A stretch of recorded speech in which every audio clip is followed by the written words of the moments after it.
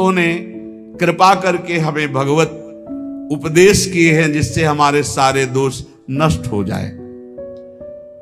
कह रहे हैं कि इस संसार में कैसे जाना जाए कि आदमी नरक जाएगा, अपने को कैसे जाना जाए कि हम नरक जाएंगे। बोले विश्वासघातिनो ये च कृतघ्नाव्रत लोपिनः द्विज देवेषु विद्विष्टा शांतयन्ते धराम नराः। जिसने किसी को विश्वास दिलाया और विश्वासघात कर दिया, उसको नरक की प्राप्ति होगी। विश्वासघाती महापापी माना जाता है, कभी विश्वासघात न करे। कोई शरण में आ जाए या किसी को वचन दे दे या किसी को विश्वास दे दे, फिर विश्वासघात करे, उसको नरक की प्राप्ति होती है। दूसरा, कृतघ्न, तुम्हारे साथ उपकार किया, तुमने उपकार नहीं माना, उसका अमंगल किया, नरक की प्राप्ति होगी। तीसरा, आज से मैं ये करूंगा ऐसा व्रत लिया और व्रत तोड़ दिया बीच में, उसको नरक की प्राप्ति होगी। ये खिलवाड़ नहीं है कि मैं ये व्रत लूंगा, ये ऐसा करूंगा, मैं ऐसा धाम जाऊंगा, ये इतने लोगों को भोजन कराऊंगा। ये कई लोग ऐसे होते हैं जो बड़ी बड़ी बातें कह देते हैं, उनको पता नहीं कि ये खिलवाड़ नहीं है। ऐसा कर दूंगा, ऐसा कर दूंगा, ऐसा कर दूंगा, और किया कुछ नहीं, वो पहुंच गए नरक। व्रत का उल्लंघन करने वाले, प्रतिज्ञा का उल्लंघन करने वाले, नियम का उल्लंघन करने वाले नरक को प्राप्त होते हैं। मैं इतनी परिक्रमा करूंगा, मैं ऐसा करूं, कुछ भी नहीं। कोई नियम को ऐसे मत लो कि मैं ये करूंगा। ए प्रभु की इच्छा होगी, समय रहा, जीवन रहा तो हो जाएगा, नहीं रहा, आप सामय के मर गए तो। ये बात ध्यान रखिए, आगे चलकर मैं सन्यास लूंगा, विरक्त होके वृंदावन वास करो, नरक जाओगे अगर नहीं विरक्त हुए तो। मैं इतना यहां मंदिर बनवा दूंगा, नहीं बनवाया नरक जाओगे। वचन संभाल के बोलो, आज से मैं कुछ दिन व्रत रहूंगा। बकवास करना बंद कर दे तो जीवन उन्नति में हो जाता है। शाम का भोजन नहीं करूंगा, एकांत भजन करूंगा, नहीं भोजन मत करना, लेकिन सेवा करो, भजन करो। समझे नहीं? वाणी को ऐसे बिखेरते चले जाते।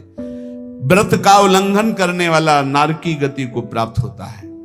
संतों से द्वेष करने वाला, गुरु से द्वेष करने वाला, ये नरक को प्राप्त होते हैं। और ध्यान से सुनो, जो माता पिता को दंडित करता है, गाली देता है, अपमान करता है, उसे सीधे नरक की प्राप्ति होती है। बिल्कुल पक्का समझ लो। माता पिता भगवान का स्वरूप है। मातृदेवो भव, पितृदेवो भव। बिल्कुल बुद्धि खराब मत करो, कलयुग बुद्धि भ्रष्ट कर रहा है। माने मात पिता ने देवा साधुन ते करवावे सेवा, जिनके ये आचरण भवानी ते निश्चर समझानो। राक्षस है, और ऐसे राक्षस अब पुत्र रूप में ज्यादा पैदा हो रहे हैं। एक देखा हम कि माता को बाल पकड़ के घसीट रहा है, लात से पेट में प्रहार कर रहा है, पिता को थप्पड़ और सीधे छाती पे लात। वाह, इस पुत्र की जानते हो क्या गति होगी? सीधे रो नरक।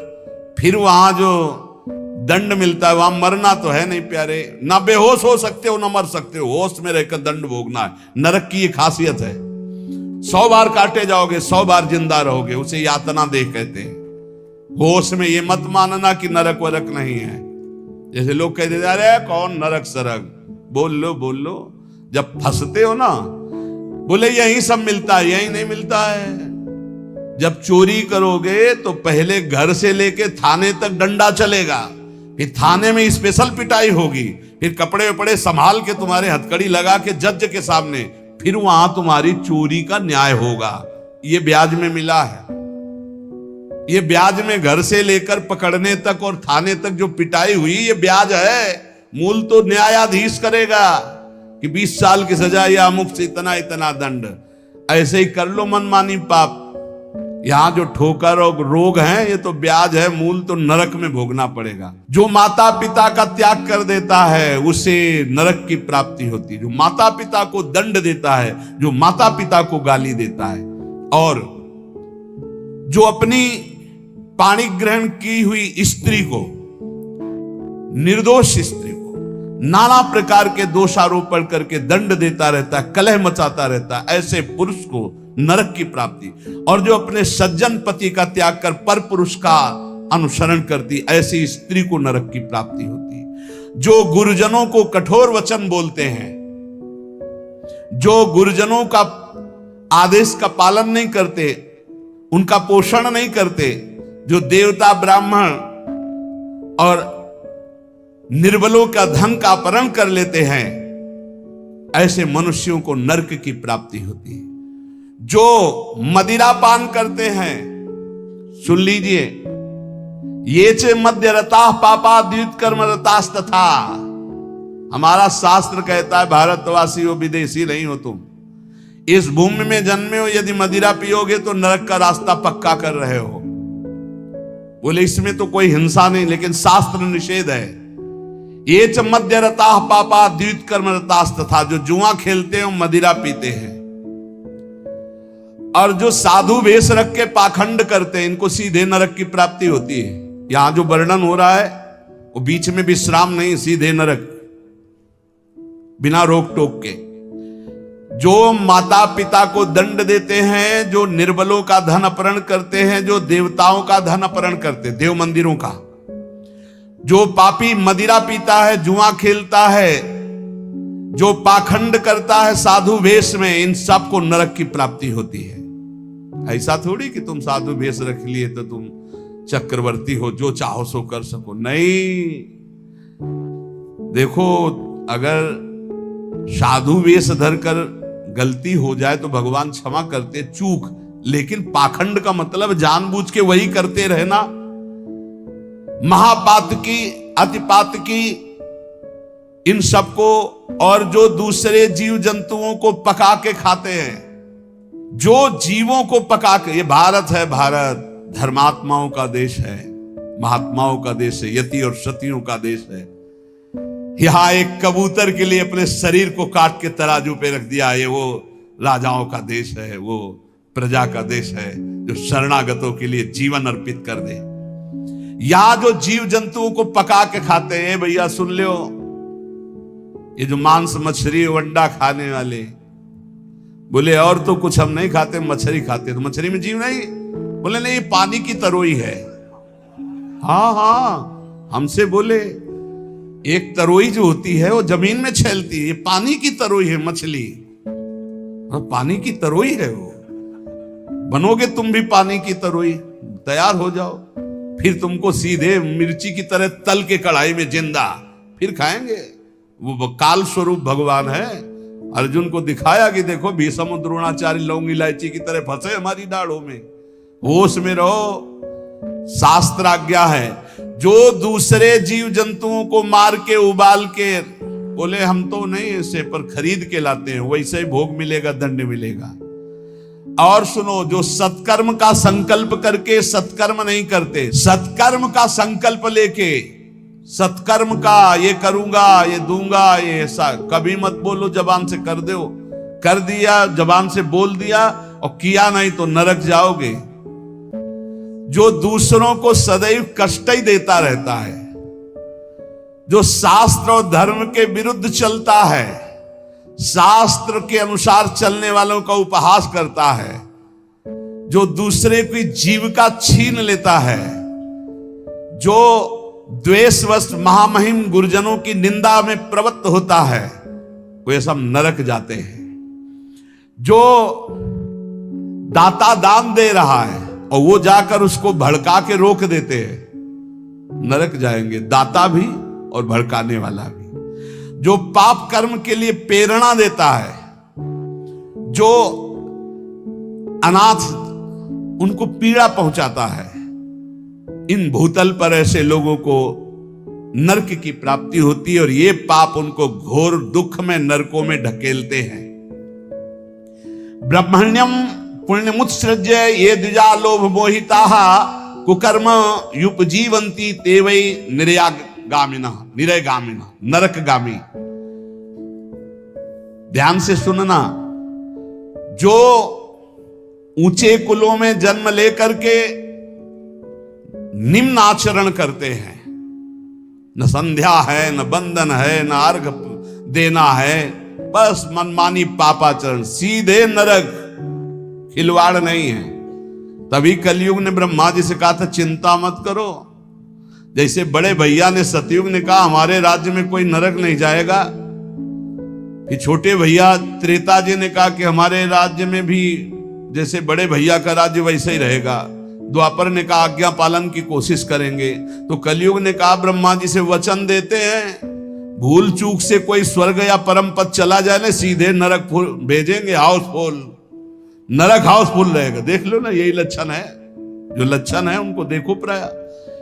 जो लोभ से मोहित होकर परम पवित्र कुलों में जन्म कर होकर के अपने कुल धर्म का त्याग करके पापाचरण करते हैं, ऐसों को नरक की प्राप्ति होती है। जो भगवान को गालियां देते हैं, नास्तिक हैं, इनको नरक की प्राप्ति होती है। जो धर्म की मर्यादा को भंग करते हैं, उनको नरक की प्राप्ति होती है। जो कामी पुरुष दूसरे की स्त्रियों के साथ या कामी दूसरे पुरुषों के साथ, उनको नरक की प्राप्ति होती है। ध्यान दे दे, भारत है, धर्म विधान है।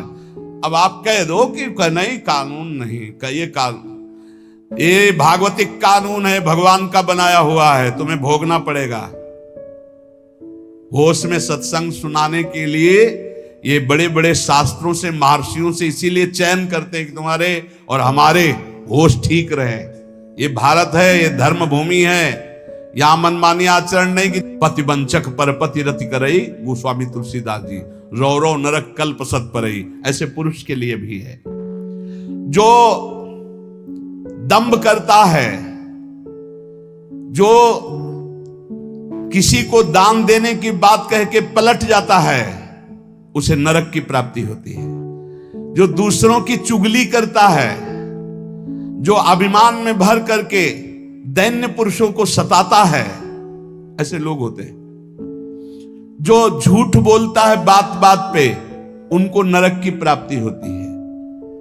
जो अपनी बात कह के सीधे पलट जाता है, जो दूसरों का धन हड़प लेता है, जो दूसरों को निष्कलंक होने पर भी कलंक लगाता है, ऐसे लोगों को नरक की प्राप्ति होती है।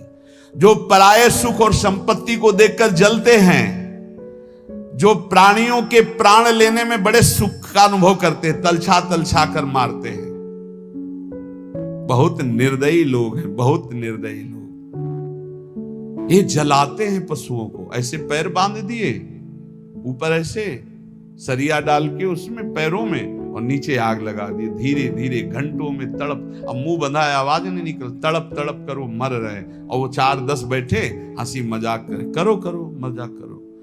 यमदूत ऐसे ही बांधेंगे, बिल्कुल ऐसे ही।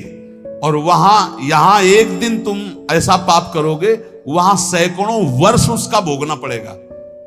जैसे 15-20 मिनट पाप कर ले, कत्ल कर ले, व्यभिचार कर ले, पूरे जीवन जेल में रहना पड़ेगा, फांसी भी हो सकती है। ऐसे ही यहां एक पशु को तुमने जलाया, आनंद लिया, वहां हो सकता है कि एक कल्प तक तुमको जलाया जाए।